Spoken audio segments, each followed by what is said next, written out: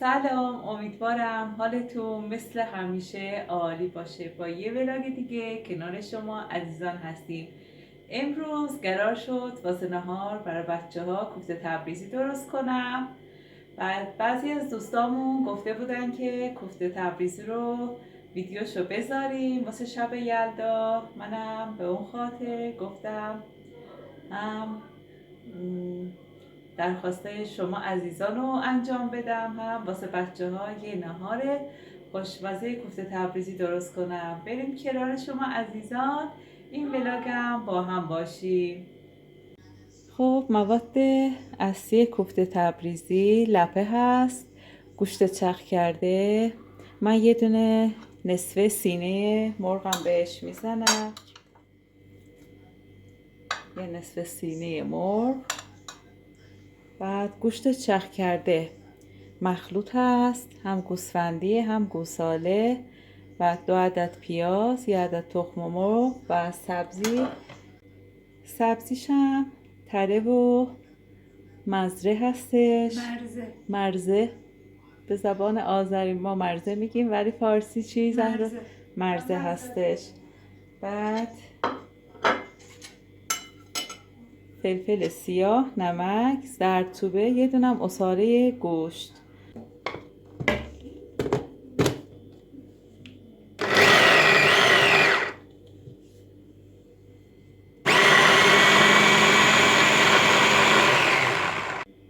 حالا پیازا رو نصف میکنم.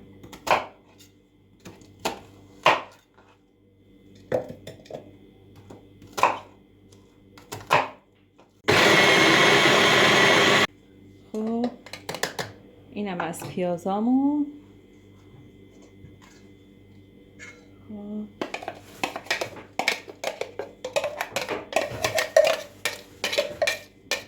مرغ دل بخواهیه، دوست داریم بزنید، دوست نداریم نزنیم، این تو دستور پختش نیست این سینه مرغ.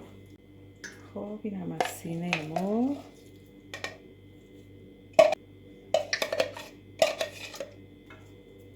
خب اینم از گوشت چرخ کردم.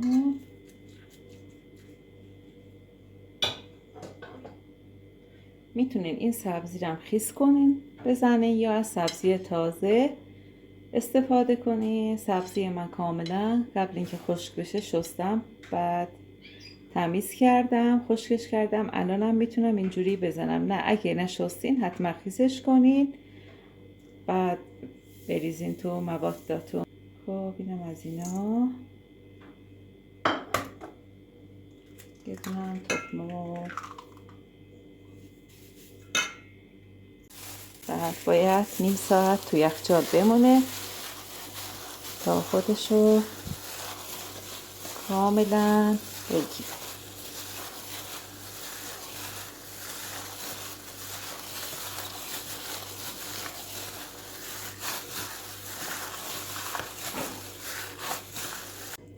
خب عزیزای دلم، من اینو تقریبا 1 رو کاملا ورزش دادم تو دستم. این باید به این شکلی نرم باشه. آماده است. خب الان بذارم توی یخچال. میبینی که از الان این کاملا سفت شده. باید نیم ساعت بذاریم توی یخچال. الان بهش چی زدی که واناره؟ من یه دونه سینه مرغ، یه دونه نصف سینه مرغ زدم بهش. بعد برنجم میزنم، ولی من برنج اصلا نمیزنم، اصلا دوست ندارم تو کوفته برنج باشه. ما وقتی تو دانشگاه غذا سفارش میدادیم سلفمون، مثلا روزایی که کوفته بود رسما برنج بود فقط. مثلا نه خیلی آره، تو تبریز من خیلی دیدم بعضیا از گوش بیشتر برنج میزنن، چون برنج اون حالت سفتیشو فکر کنم حفظ میکنه. من به جای برنج سینه مرغ میزنم.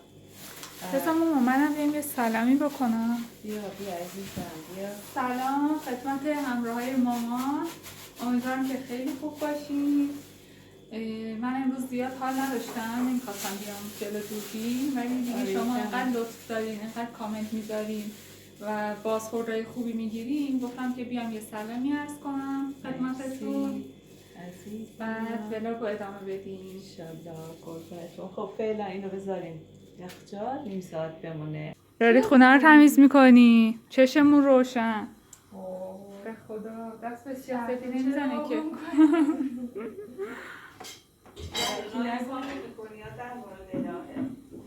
دارم شوخی میکنم دیگه، خودش هم میدونه. اینا در واقع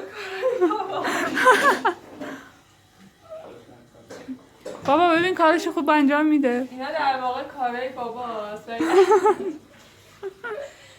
وقتی یعنی اینو بگم خودش رو زده.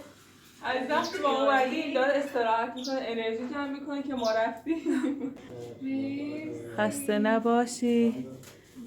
به به گل نرگس، دستت در نکنه. سلام، خسته نباشی. بابت چی اون گل؟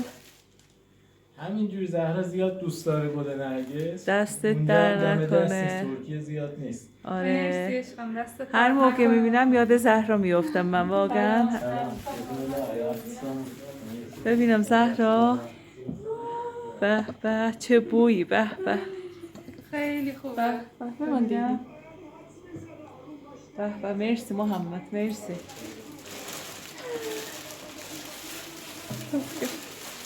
گل برای تبستن در لعنه و ماست محمد. دستی در نکنه. اینم از باقلوه های خوشمزه. الان با چایی میریم میخوریم.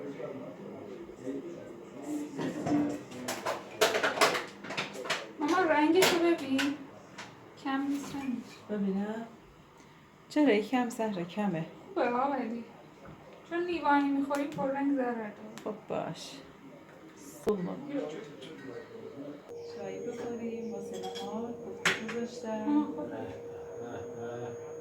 دست شما هم درد نکنه. کوفته تبریز خیلی معروفه، یعنی جزو دومی سومی غذاهای معروف تبریز به نظرم. حتما باید بیای اینجا کوفته رو تست کنی، ولی نه توی هر مغازه جایی بیای. حتما باید از دستپخت یه بانوی تبریزی چیز کنی، امتحان اولیه‌ش رو تست کنی. واسه به جای آلو بخارا از زرشک هم استفاده کنیم. بعضی ها دوست دارم تخم مرغ هم بزنم، ولی من که کلا نه بچه‌ام هیچکس دوست نداره.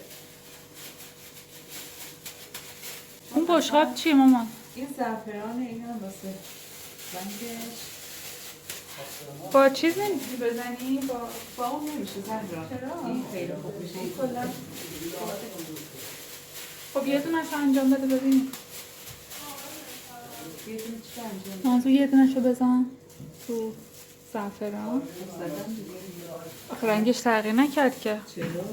خیلی واسه طعمش خوبه زهرا، رنگش که آها واسه رو طعمش. میزنی کلا پس چرا تو موادش نمیزنی؟ اینجوری خوبه. باشه. شاید بعضی واسه موادش هم میزنه، ولی من اینجوری دوست دارم. امروز منم میخوام کمک کنم به کوفته درست کردن. خب یه دو دستکش من بردار. کلا نمیتونم. یه ذره برو من عقب‌تر. فقط تخصص کباب دارم. فقط هم. انشالله یه روز میریم بیرون. انشالله. کباب تو طبیعت. آره. واسه همین کباب درست میکنیم. بله. گوشت خیلی عالی چیده تو خونه است. آره. هنوز نپخته ها. نه گوشت قشنگ تو خونه پیچیده.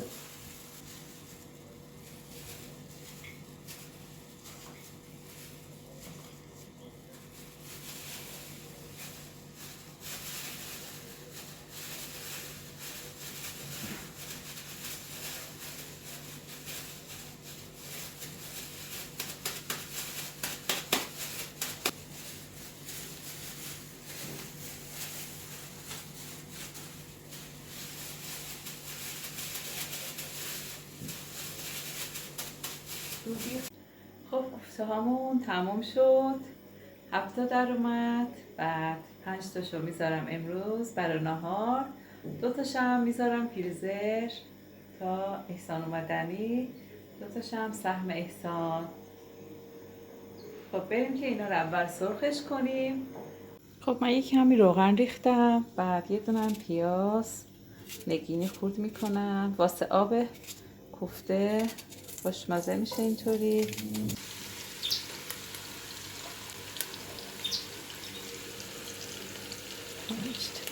یه کمی سرخ بشم برش رو میگردونم، اون یکی طرفش هم سرخ میکنم. هر دو طرفش کاملا سرخ شد. الان میخوام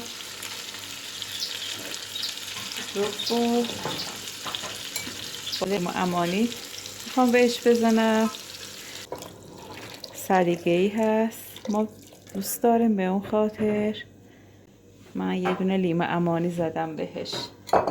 خب درشو نمیذارم بجوشه، بعد درشو میذارم تا کاملا زیر شولرم کم میکنم تا به وقت نهار آماده بشه.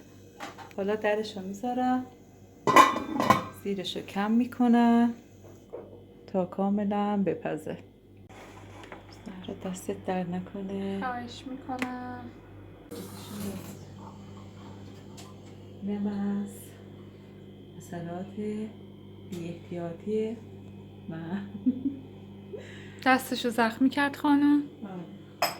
خب زهرا میخوام اول یه از کوفته فیلم بگیر. به به، جای همگی سبز.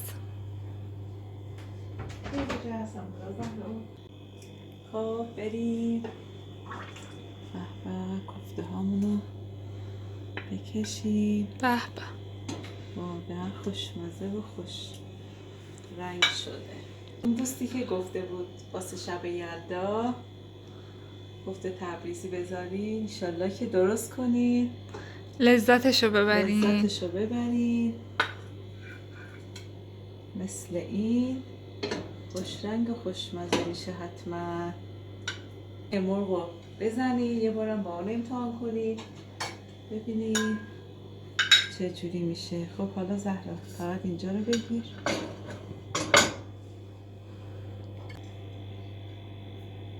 خب کوفته های مامان آماده است. میخواست رو میز بچینیم ولی ما گفتیم رو زمین بیشتر حال میده، به خاطر همین الان میخوایم سفره پهن کنیم.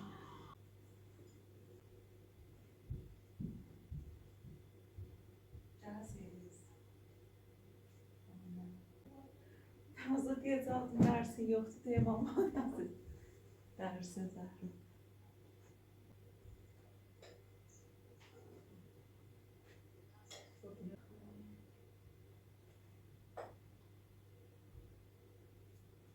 دوب بازدار یه ملو تعریف کن واسه دست باختم واقعا یه ملو. به به، واقعا به به. خوشمزه پزا شده انسان یه رو من نمیخوام تعریف بکنم چون نمیخوام فرصت از دست بدم.